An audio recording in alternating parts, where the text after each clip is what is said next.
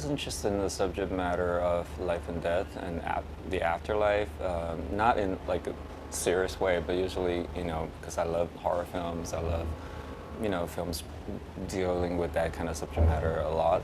So Strawberry Cliff for me, is like an opportunity to sort of use this subject matter and use the horror film genre, but at the same time injecting other genres and other styles into it. So just to have a sort of a mix and a blending of a lot of genres, a lot of kind of styles of filmmaking that I like.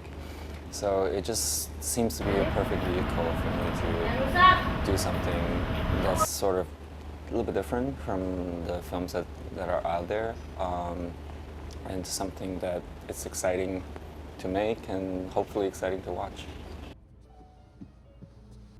Excuse me? The story is really about two outcasts. I mean, they're two people who have special abilities. Like for Kay, she's a girl who can tell when people are going to die just by looking at them. And for Darren, she has, a different kind of ability.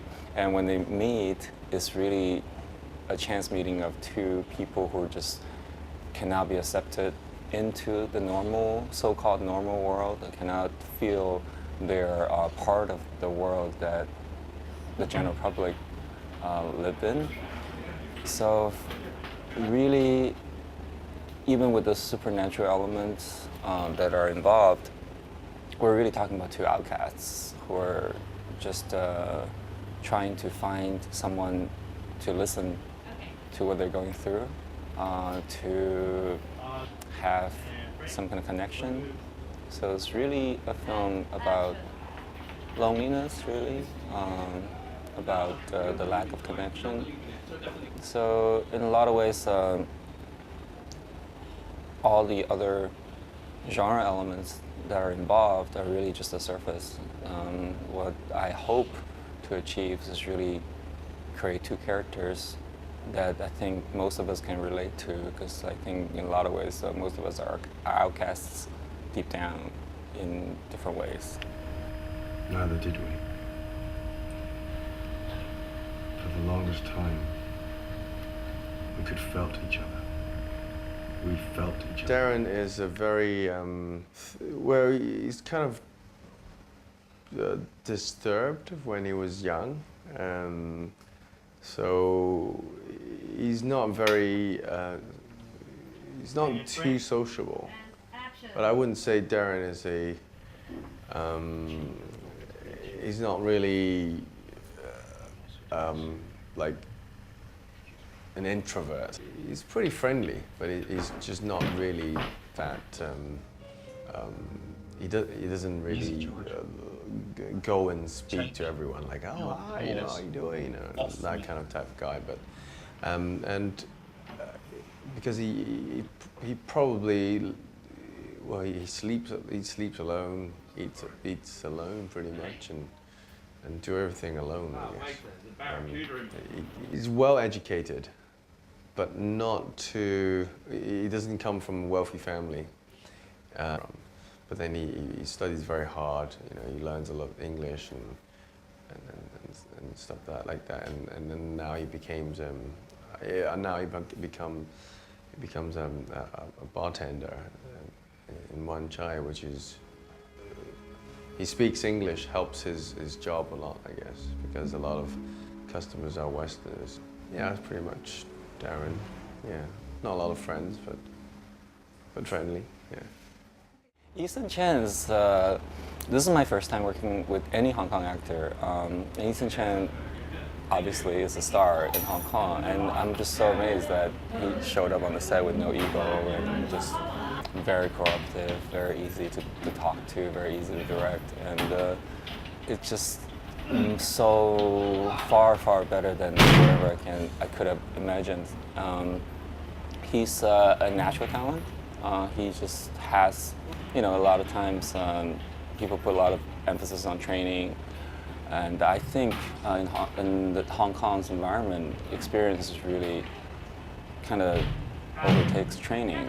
As you know, I'm just a first-time director, and he has been in I don't know, many movies already. I've seen many of his movies too. So it's intimidating in the beginning, but the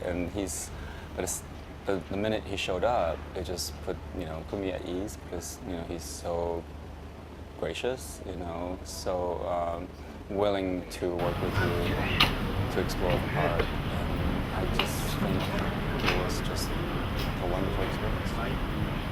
Coming over to rap like this.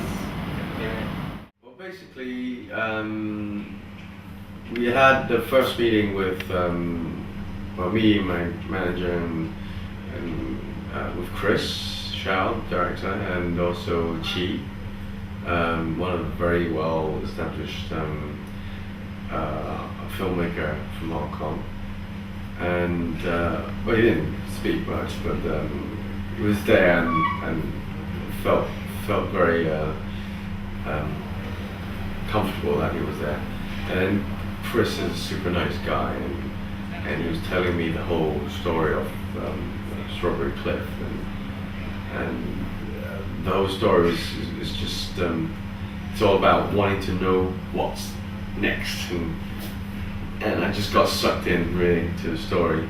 So fascinated by the idea of a premonition of death, and then at the end of it, it's really about love, and that's kind of sweet. I mean, although it's not such a ordinary way of the usual way of how to show your love, I like the end actually. Well, actually, I like the whole script. So, and then I went back home and read it a few times, and yeah, definitely I'm going to do it because it's a great script, and it's also one of the things that really attracted me is because I have to speak English. Because when I speak English, I have a different sense of rhythm when I'm speaking. Different facial expressions probably with me speaking English. Yeah, and I don't really have to think that. It comes pretty natural to me when I speak English. I'm not gonna die.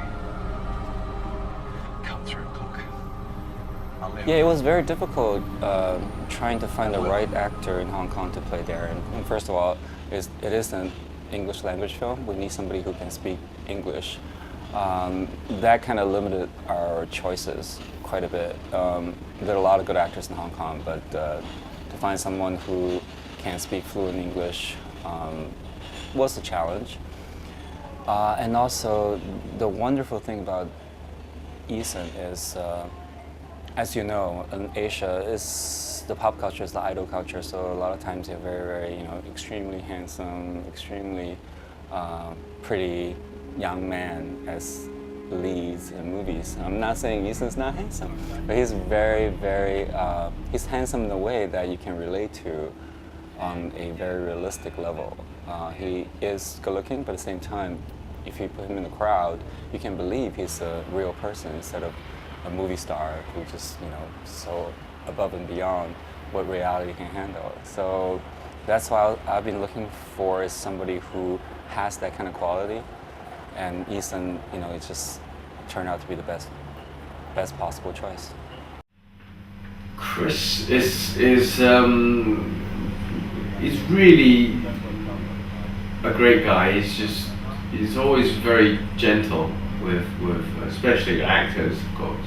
He doesn't even, you can feel that he's a bit kind of, a bit up to his nerves, because like some technical problem or some arrangement problems, stuff like that. I mean, it's really hard to be a director, personally. That's what I think. And I mean, an actor is so easy. You just sit there and just remember lines and do your stuff, act. I mean, you don't have to work. You don't have to make so many decisions in 1 hour. It's a very difficult job. It's very tiring. No sleep, and but at the same time, it's very satisfying. So I'll say it's about 70% pain, 20% joy and 10% just confusion and sadness in a lot of ways. It's fun. Overall, it's really, really fun. I have nothing to complain about.